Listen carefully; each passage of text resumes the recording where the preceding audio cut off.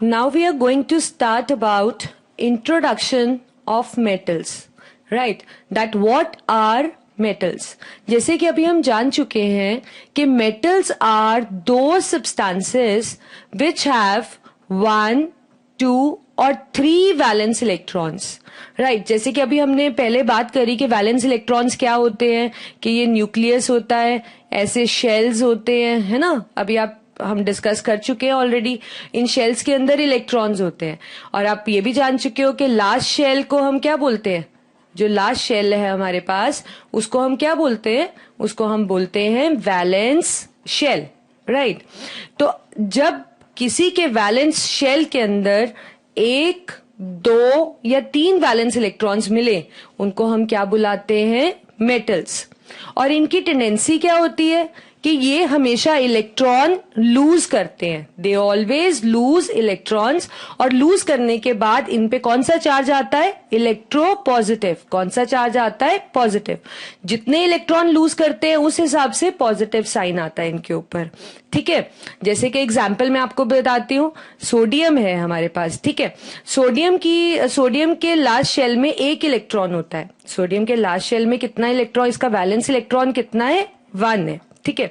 ये हम actually learn करते हैं कि किसके अंदर कितने वैलेंस इलेक्ट्रॉन्स हैं. ये एक हमारे पास एक बेसिक कंसेप्ट होता है एटॉमिक नंबर का, जिससे हमें पता लगता है कि वैलेंस इलेक्ट्रॉन्स कितने हैं, किसके अंदर कितने हैं. लेकिन किसी का भी कोई भी एटॉमिक नंबर हो, ठीक है, उस हिसाब से हमारे पास वैलेंस इलेक्ट्रॉन्स होते हैं. 1, 2, 3, 4, 5, 6, 7, जैसे कि अभी हमने किया था कि 1, 2, 3 वाले मेटल्स पिछली स्लाइड में मैंने आपको बताया, और 4, 5, 6, 7 वाले हमारे पास नॉन मेटल्स, ठीक है. तो ये जो 1, 2 और 3 वैलेंस इलेक्ट्रॉन है, उसी एटॉमिक नंबर के टेबल से हमें पता लगा जब हमने इलेक्ट्रॉन की डिस्ट्रीब्यूशन देखी कि इसके लास्ट शेल में 1 इलेक्ट्रॉन है. कितना इलेक्ट्रॉन है, 1. ऑब्वियस सी बात है ये 1 ही इलेक्ट्रॉन लूज करेगा, ठीक है. तो जब ये 1 इलेक्ट्रॉन लूज करेगा तो जितने इलेक्ट्रॉन लूज करो उतना पॉजिटिव साइन आता है, वही उसकी वैलेंसी होती है, ठीक है. जैसे कि अभी हमने बात करी कि हमारे पास वैलेंसी का एक चार्ट होता है, तो किसी की पॉजिटिव नेगेटिव वैलेंसी जैसे कि मैंने आपको बता चुकी हूं.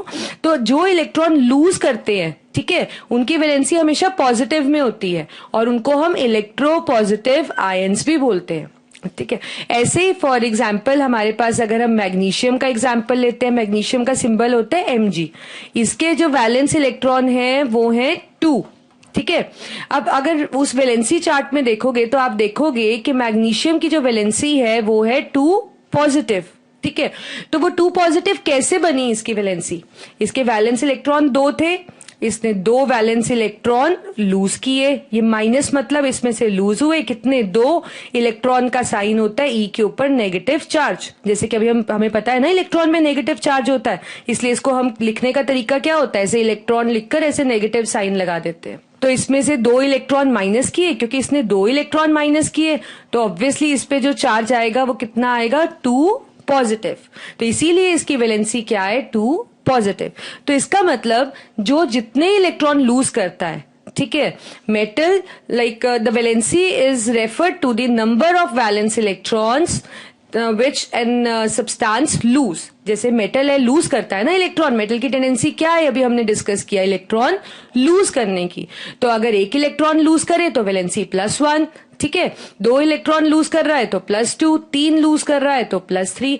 तो इसी कारण हमारे पास वो जो टेबल है that include all the elements with their valencies. तो जिन पे भी पॉजिटिव वैलेंसीज आ रही हैं वो सारी कैसे आ रही हैं, इलेक्ट्रॉन लूज करने पे, जो कि डिपेंड करता है कि कितने वैलेंस इलेक्ट्रॉन होंगे, ठीक है.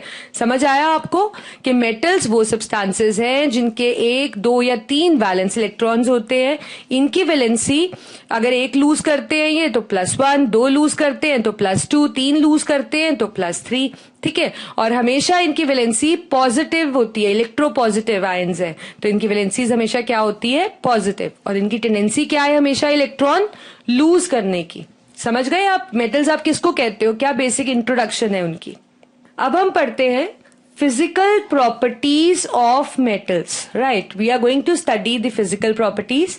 फिजिकल प्रॉपर्टीज होती क्या है बच्चे, फिजिकल प्रॉपर्टीज वो प्रॉपर्टीज होती हैं जो किसी भी चीज को टच करने से, ठीक है, उसको देखने से, when you see a substance, मतलब जो आप उसको किसी से रिएक्ट किए बिना उसको देखते ही उसकी प्रॉपर्टीज का अंदाजा लगा लेते हो कि वो हार्ड है या सॉफ्ट है, उसका कलर क्या है. तो these all properties are called as physical properties. ये सिर्फ 4 ही प्रॉपर्टीज नहीं है, there are so many physical properties which you can make out by just touching और लुकिंग एट अ सब्सटेंस. तो फिजिकल प्रॉपर्टीज जो मेटल्स की है वो क्या क्या है? वो मेलिएबल होते हैं, they are ductile, they are good conductor of heat and electricity, they are sonorous, they are lustrous, right. We have more physical properties like they are hard होते हैं, like how they exist in at room temperature, they are mostly solids, melting boiling point is high, and even they have high tensile strength. So now we are going to discuss about these properties in detail. तो पहली property से शुरू करते हैं. पहली property है हमारे पास malleable या मेलिबिलिटी भी बोलते हैं हम इसको. क्या बोलते हैं? मेलिबिलिटी. मेलिएबल का मतलब है, malleable means those metals which can be beaten into thin sheets. ये एक ऐसी प्रॉपर्टी है कि आपने मेटल्स लिए, मेटल्स को आपने हैमर करा, ठीक है, हैमर करने से क्या हुआ कि वो थिन शीट्स में कन्वर्ट हो गए. तो इस प्रॉपर्टी को आप क्या बोलते हो? Malleability. For example aluminium foil. आप पिक्चर में देख रहे हो ना एल्यूमिनियम फॉइल को. आप फैमिलियर हो कि एल्यूमिनियम फॉइल होती क्या है, आप इसको यूज करते हो घर में फूड को रैप करने के लिए, चपातीस को रैप करने के लिए. So this is actually also a metal. कौन सा मेटल है? एल्यूमिनियम. और आप देखो इस मेटल की प्रॉपर्टी कितनी है, कितना मेलिएबल है, कि कितनी पतली शीट आप इससे बना सकते हो, है ना. तो aluminium foil is malleable, and not only aluminium foil, most of the metals are malleable, means कि आप उनसे थिन शीट्स बना सकते हो. ठीक है. अब हमारे पास कुछ और मेलिएबल मेटल्स का हम देखते हैं कि और कौन कौन से मेलिएबल मेटल्स हैं. तो हमने देखा एल्यूमिनियम जिसका सिंबल है Al, that is also malleable. Copper जिसका सिंबल है Cu, that is also malleable. Familiar है ना आप एल्यूमिनियम कॉपर से? देखिए फिगर में, दिस इज एल्यूमिनियम, ये देखिए, ठीक है. जैसे कि फॉइल भी आपने देख रखी है. कॉपर के आपने यूटेंसिल्स देखे हम यूज करते हैं, है ना. कॉपर भी मेलिएबल है, इससे भी हम थिन शीट्स बना सकते हैं हैमर करके. Highly malleable, that is gold. You all are familiar with gold, and you can see the beautiful blocks of gold in the figure. तो गोल्ड भी मेलिएबल है, it can be beaten into thin sheets. वैसे ही silver की भी आप देख रहे हो यहाँ पे स्लैब्स, तो silver is also malleable. And as far as symbols are concern, symbols आपको थोड़ा सा आइडिया रखना जरूरी है सिंबल्स का. सिल्वर का सिंबल है Ag, gold is Au, copper is Cu, aluminium is Al, right. तो मेलिएबल की अगर हम बात करें तो एल्यूमिनियम मेलिएबल है, कॉपर भी मेलिएबल है. हाईली मेलिएबल जो कि बहुत थिन शीट्स में कन्वर्ट हो सकते हैं, वो कौन कौन से हैं? गोल्ड और सिल्वर, राइट. नेक्स्ट प्रॉपर्टी करते हैं, दैट इज डक्टाइल. इसको आप डक्टिलिटी भी बोल सकते हो. डक्टाइल मेटल्स का मतलब है वो metals which can be drawn into thin wires, right, जिनसे आप थिन पतली पतली वायर्स बना सके. इसके लिए भी आपको हैमर करना पड़ता है. तो वो मेटल्स जो हैमर का स्ट्रेन सह सकते हैं एंड दे जस्ट ट्रांसफॉर्म, कि वो अपनी शेप को बदलकर किस में आ जाते हैं? थिन वायर्स में. तो उनको हम, उस प्रॉपर्टी को क्या बोलते हैं? डक्टिलिटी. तो हमने देखा कि मेटल्स जो हैं वो थिन वायर्स बना सकते हैं. Most of the metals you can see in the figure, this is copper wire. आप जानते हैं कि इलेक्ट्रिकल ट्रांसमिशन के लिए जो इलेक्ट्रिसिटी कंडक्ट होती है उसमें आप कॉपर वायर्स का यूज करते हैं ना.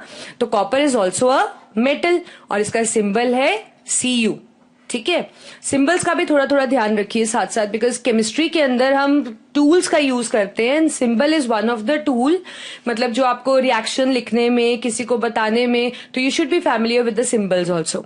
तो coming to the point, copper wire जो है डक्टाइल है, that means it can be beaten into thin wires.